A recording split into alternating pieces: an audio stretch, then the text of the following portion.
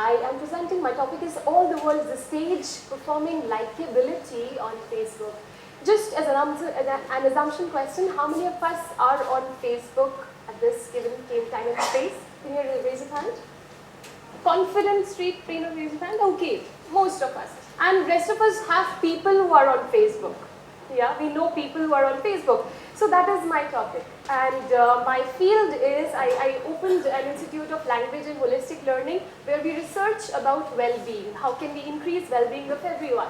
And I thought that Facebook is a very interesting media that has percolated on the sociological and psychological spaces for daily living. And that's why I chose this topic. And before I begin, I want to kind of ask a question that how many of us recognize this phrase, all the world is a stage? It is by Shakespeare, right? Which play? As You Like It. Great. So the idea that all of us are always performing, even in this given moment, we are performing, right? We are performing as an audience who is interested and enthusiastic about my topic. I am performing as someone who is a specialist. We are performing. The performance aspect is very interesting. What happens on Facebook is that performance is in a way standardized. We perform and there is an audience, an ambiguous friend list is there that can look at our performances in terms of images, in terms of text, in terms of video, and that is interesting. When I came here, I saw there were two people who were clicking each other, taking turns in front of the hall because they wanted the name, the title to come in the picture. And then I asked them, why are you clicking a photograph? And they were not even presenting, they were just here they didn't even enter. We just left after taking pictures. And the reason for that was they wanted to perform a certain idea that they would hear. And where would it be? It would be uploaded on Facebook. Yeah? So the idea of creating a certain performance is what we want to talk about. So have you ever been in a situation where you thought of something really cool and then the next thought was, let me update it as my Facebook status message? Yeah? Have you thought about that? Yes, we did. So, can anybody perform the role of helping me? Is it working? Okay, perfect. So the idea of digital distraction, it's working now. So the idea of digital distraction, that you are living a life and then you're constantly engaging in a certain conversation, that is it worth being on that stage? Then the idea that a lot of times my students message me and they ask me that, ma'am, can you like my post? So a certain idea of like me syndrome. People sending other people messages of liking. How many of us can relate to this? They have received messages, people liking, okay, great. So the idea of that, and then the idea of digital barter system. Somebody liked your post and then you like in return as a social obligation, as a digital obligation. Very interesting phenomena that was probably missing before Facebook percolated into our lives. So these new interesting behavior that is coming up because of that. So the idea of how does that affect our productivity, our efficiency, our attention span? That is something that I want to focus on. And also how does that affect our relationship with others and our own selves? So Facebook is like a stage. You can tell your story. You can tell the story to others and as well as to your own self.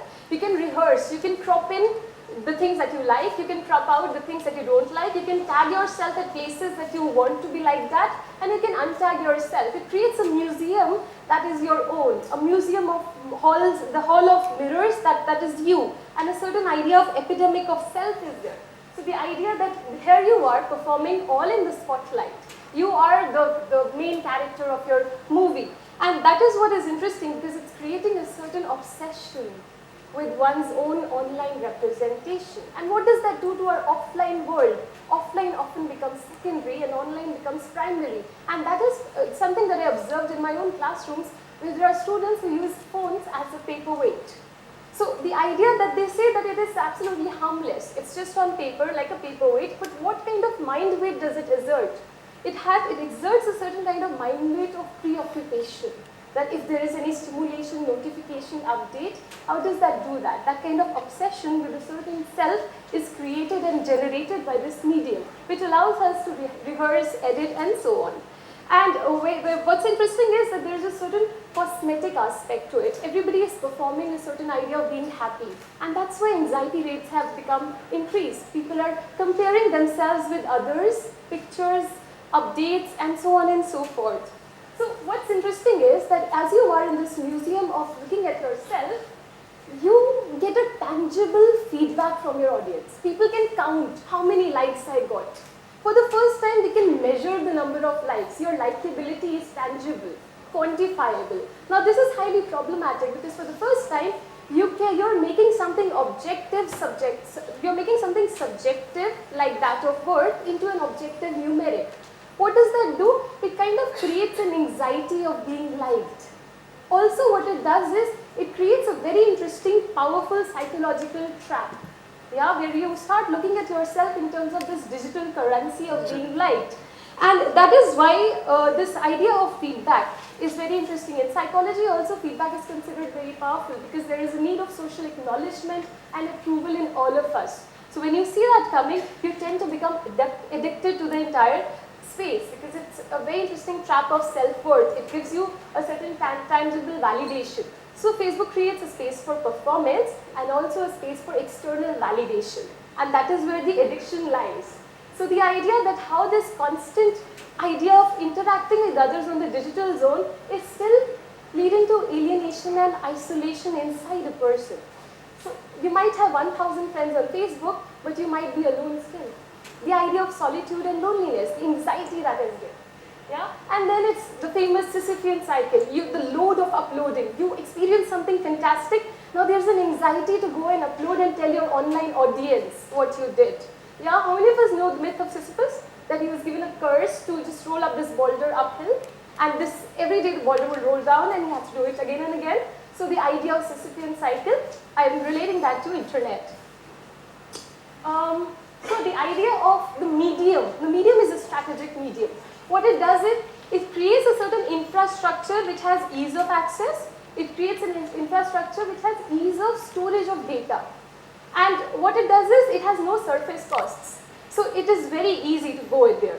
But there are costs and huge psychological costs. Yeah? What happens when you look at notifications? Suddenly there is a certain internal alarm. You want to look what is there. It creates anticipation. And as soon as it creates anticipation, if you notice your breath, it becomes interrupted. You start breathing hollow and shallow. And your overall efficiency and productivity becomes low. Can you relate to that? Yeah? So the idea that how we are living a certain perennially interrupted life, where we are always in the anticipation mode. And when you're in anticipation mode, you're not living in the now and here. You're living in the future or in the past. Yeah? So that idea, that how it creates a systematic system of enclosed significance, which gives us a certain shallow idea of emotional satisfaction. So if you're feeling low, you can go and upload a really beautiful picture of yourself and people give likes and you feel important suddenly. So the idea of emotional engagement is there, but it is hollow. It is not true. It's not psychologically fulfilling because it's external. It's not internal. Anything external, addiction without satisfaction. Yeah? So all of us have become this new idea of being very much invested in the online representation of ourselves. And then the result is that our offline real life becomes interrupted. Yeah? Sleep disorders. So it's the idea that it's parasitic to other activities. The vital soul time that you had for other things is being interrupted, and it creates a carnival of chaos. You know, our mind becomes like a browser with multiple tabs open in several directions, and the ultimate impact of it is in efficiency, is in well-being, is in your own attention span. So we create a certain community and culture which kind of encourages collective attention deficit disorder. You know, we're not able to focus. Our mind is has become used to so much stimulation that, yeah. So that kind of idea of engagement without productivity is something that I think needs urgent attention because it would have a certain direct consequence in our well-being. Yeah. So the idea that there is a need for us to assess the way we look at the medium and how the medium has a certain agency, and we need to in a way relate to our own activity, look at our own behavior so that we are able to make more conscious choices and break a certain habit of this cultural distraction obsession that is there with digital devices. And the final idea that there's need for digital minimalism, the idea of looking at ourselves with a certain sense of self-consciousness, how we relate, so that we are in the here and now and we are able to manage our lives better. And with the final, thank you.